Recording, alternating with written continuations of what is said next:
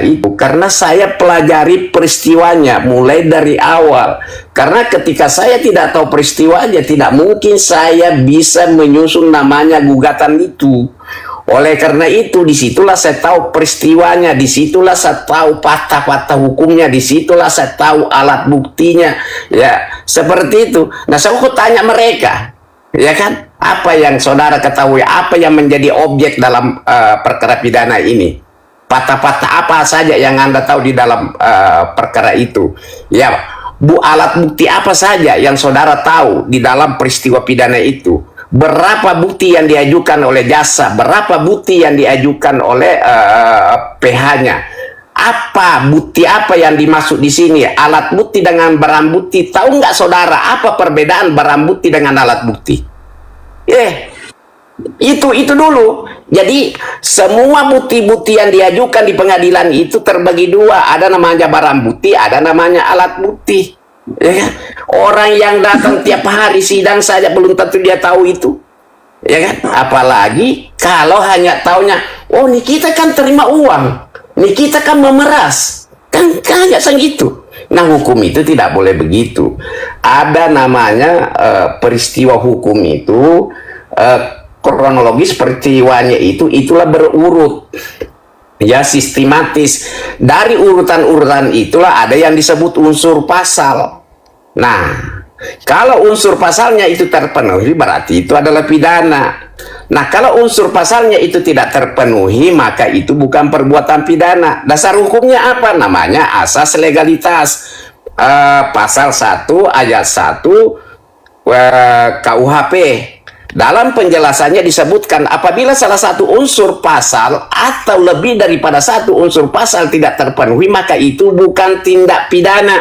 Nah, sekarang bagaimana Anda mau mengatakan unsur pasal itu terpenuhi kalau Anda tidak tahu peristiwanya? Itu buset, itu namanya itu namanya mengarang bebas. Ya tentu kan ini kan ada beberapa ahli yang didatangkan di persidangan sebagai ahli itu, ya kan? Itulah sebenarnya kalau mau orang belajar. Sekarang saya mau tanya yang orang-orang yang comel di luar sana, ngerti nggak? Bagaimana Anda, apakah unsur pasal itu terpenuhi?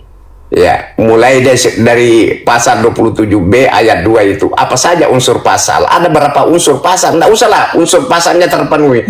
Ada berapa unsur pasal di dalam pasal itu? Ngerti nggak mereka?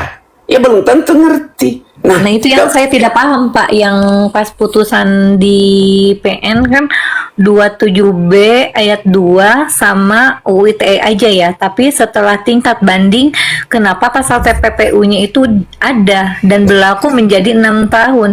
Apakah berpengaruh dengan perubahan KUHP baru? Karena kan di KUHP baru yang divonis 4 tahun itu tidak wajib di penjara. Kemudian kenapa dinaikkan ada pasal TPPU-nya? Apakah berpengaruh dengan KUHP baru? Karena di situ kan naik 6 tahun.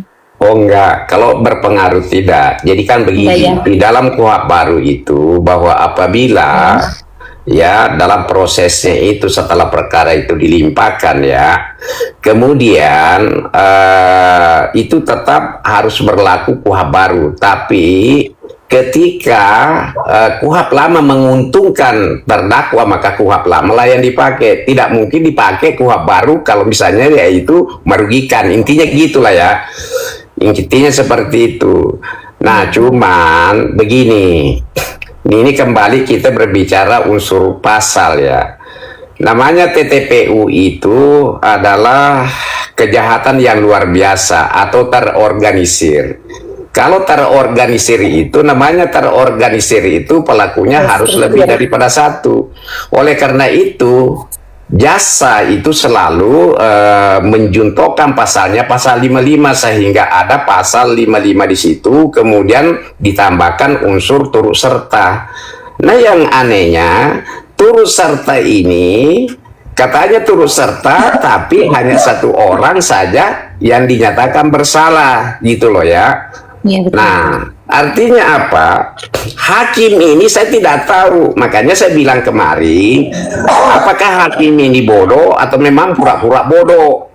Ya kan intinya begitu. Saya bilang begitu. Anak kecil saja tahu namanya turut serta itu pasti ada temennya. Itu bahasa pasarnya begitu kira-kira ya. Iya betul Pak Andi. Nah, itu satu. Artinya kalau dia tidak ada temennya berarti unsur pasal itu tidak terpenuhi. Itu satu. Dan kedua, mereka hanya mempergunakan 2 unsur dari 7 unsur di situ. Satu, ya mereka hanya mengatakan membelanjakan uang hasil kejahatan, ya, dengan tujuan untuk menyamarkan atau menyembunyikan, kan begitu. Iya, Nah tapi kan sekarang iya. kita kembali ke peristiwanya lagi, seperti tadi di awal saya bilang bahwa untuk memenuhi, untuk memahami unsur pasal itu tetap kembali ke peristiwanya. Nah, oke. Kalau dikatakan di situ menyembunyikan ya atau menyamarkan, satu. Kalau dikatakan menyembunyikan lah, orang yang merasa korban kok yang transfer, artinya dia tahu dari mana menyembunyikannya. Nah, itu Pak yang mau Itu saya satu, tanyakan. itu satu ya, Karena itu satu. Iya. Artinya kalau unsur menyembunyikan itu, orang yang merasa korban kok yang mentransfer, artinya dia tahu. Gitu ya, satu. Kedua, ngerti nggak apa yang dimaksud dengan menyamarkan dalam hukum ini? Ya, dalam tindak pidana TPPU ini. Kalau menyamarkan itu ada penyamaran identitas. Misalnya saya mau mentransfer uang hasil kejahatan tidak pakai nama saya dong. Kan pakai nama orang lain. Itu namanya menyamarkan. Nah, kita kembali lagi ke peristiwanya. Lah, bukti transfernya itu kan terbukti di pengadilan, notifnya adalah Nikita. Namanya Nikita. Kemudian rumah yang dibeli juga namanya Nikita. Terus di mana unsur menyamarkan? Artinya ketika unsur pasal itu tidak terpenuhi, maka kita kembali namanya asas hukum. Itu asas legalitas. Salah satunya adalah bahwa apabila salah satu unsur pasal atau lebih daripada satu unsur pasal tidak terpenuhi, maka itu bukanlah perbuatan pidana. Kalau bukan perbuatan pidana, ngapain orang dihukum? Makanya saya bilang, hakim ini apakah stres, gila, ataukah memang bodoh, atau pura-pura bodoh? Wajar dong, wow, saya dibully se-Indonesia. Wow, itu pengacara itu sok tahu. Ini ya, dibully lah. Yang bully-bully itu bukan profesor ya, bukan doktor ya, bukan master hukum ya. Enggak, kalau master hukum banyak yang bully. Itu master hukumnya mungkin kuliahnya di bawah pohon tomat kali. Pak Andi, ya Pak Andi, tapi izin ya, menurut saya kan ini lebih ke perdata ya, ke perjanjian bisnis lebih tepatnya. Karena kalau misalkan kita mengacu kepada pasal 27B ayat 2 itu kan berbunyi sengaja mendistribusikan atau mentransmisikan informasi elektronik.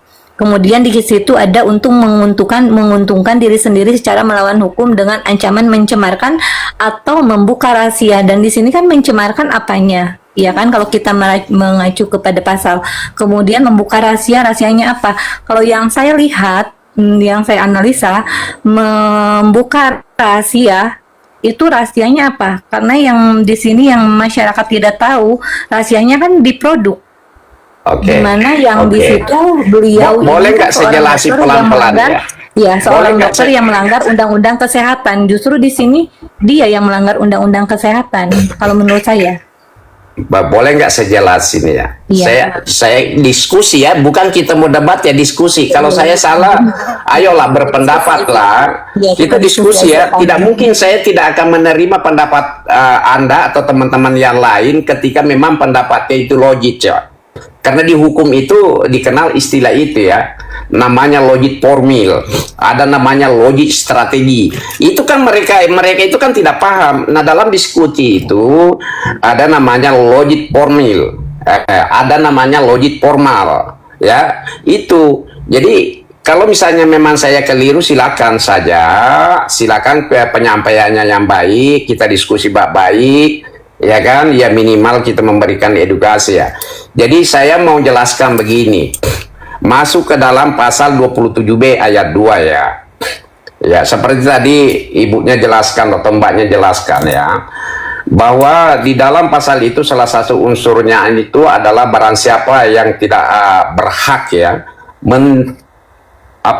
menyebarluaskan lah ya, Transmisikan informasi mentransmisikan dan lain-lain sebagainya. Begini, kalau itu dikatakan harus dia tidak memiliki hak ya, harus tanpa hak ya. Nah sekarang kalau kita berbicara tanpa hak, nah kembali ke kakeknya undang-undang dulu ya.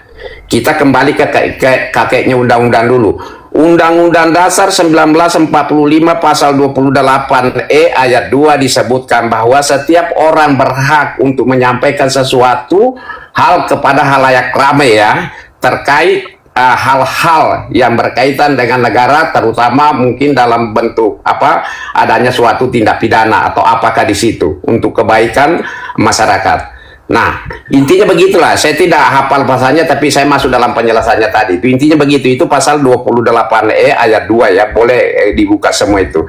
Kita punya hak di situ. Nah, ini kan objek perkara ini adalah diduga keras tindak pidana. Ya, diduga keras tindak pidana. Kenapa demikian? Apa buktinya bahwa diduga keras tindak pidana? Karena terurai fakta di pengadilan satu. Ya, terurai fakta di pengadilan satu, bahwa skincare yang menjadi objek dalam perkara ini ada liris BPOM yang mengatakan bahwa skincare tersebut tidak memiliki izin edar. Dan kedua, ada uji lab mandiri yang menyatakan bahwa skincare itu mengandung bahan-bahan berbahaya. Ketiga, ada laporan polisi di Mabes Polri ya, sehari sebelum Nikita dijadikan tersangka di Polda Metro Jaya. Dan ini hakim sudah tahu semua itu. Artinya bahwa objek dalam perkara ini adalah tindak pidana. Oleh karena itu, unsur pasal 27B ayat 2 tadi itu tidak terpenuhi karena kita punya hak di situ untuk menyampaikan ke halayak ramai. Dan kedua, ada undang-undang terkait dengan undang-undang perlindungan konsumen di dalam pasal 4 itu. Semua warga negara ya berhak diberi hak untuk melakukan pengawasan. Ya, artinya kalau kita mengawasi itu maka berhak kita menyampaikan. Itu unsur pasal tidak terpenuhi ya. Artinya kalau tanpa hak itu jelas dia punya hak, diatur sama aturan yang lebih tinggi. Kedua, di situ kan dikatakan ya kan mengancam pencemaran atau membuka rahasia. Oke. Kalau itu mengancam untuk membuka rahasia, berarti ada rahasia itu sebagai alat ya untuk mengancam, ya memaksa seseorang untuk menyerahkan sesuatu. Ya, artinya ada rahasia yang dipegang Nikita belum dibuka ini. Contoh misalnya si A memiliki rahasia ada sama si B, si B.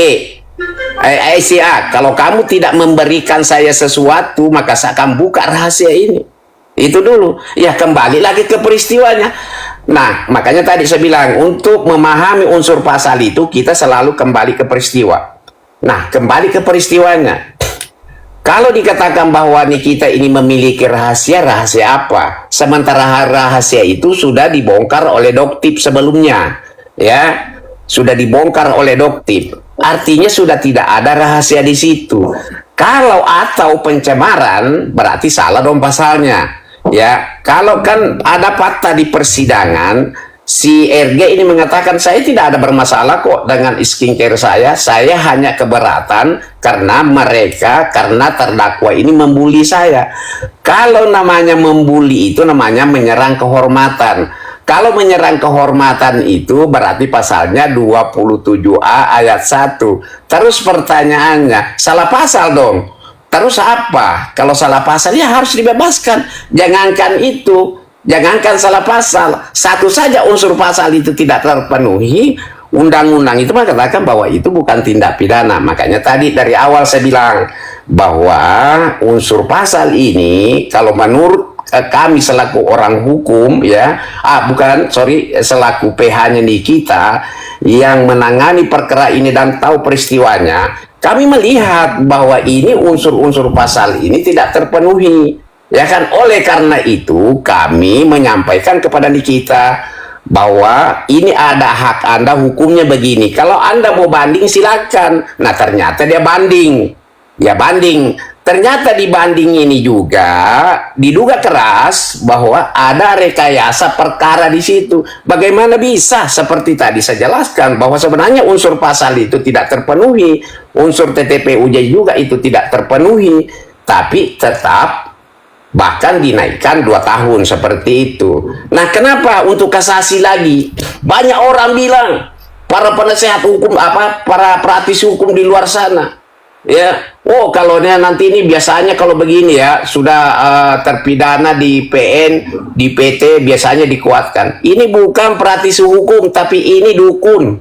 Ini kebiasaan-kebiasaan. Kan kalau saudara sebagai praktisi hukum, berikanlah dulu pendapat hukummu, ya kan, baru masuk ke kebiasaan-kebiasaan. Karena kebiasaan-kebiasaan itu tidak ada kaitannya dengan tidak ada kaitannya dengan fakta hukum, ya.